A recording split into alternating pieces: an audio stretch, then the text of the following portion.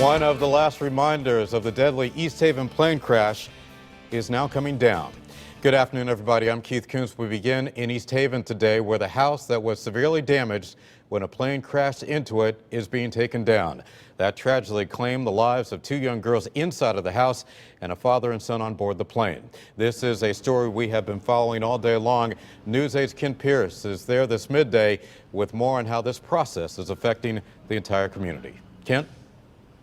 And Keith, what they've been doing so far for the past few hours is taking bits of that house, scooping it up, putting it into a dumpster, carting that away. The next step in the process is to clean up the basement area of that house because it's contaminated with jet fuel from the crash almost 3 weeks ago. That's just one of the things making this a complicated and time-consuming process.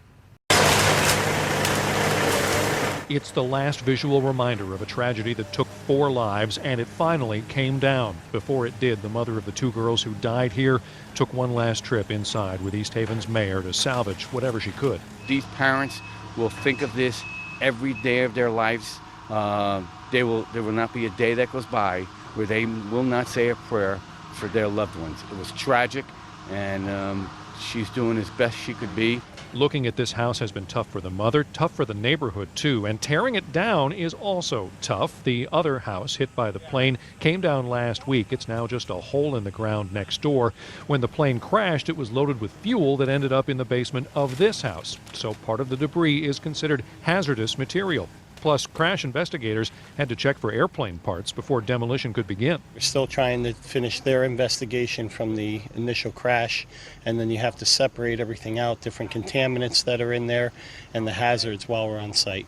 And Connecticut Tank Removal was not hired by the insurance company like it normally would be. Instead, the state DEEP had to step in and declare it an emergency so they could tear it down. Subsequent to that, we were working hopefully with the insurance company for the plane, who unfortunately did not step up to their obligations for their insured. And what that means is that your tax money is going to be paying for this demolition. Eventually, the DEEP thinks it will get reimbursed by the company that insured the plane, but that could take a while and take significant legal costs as well.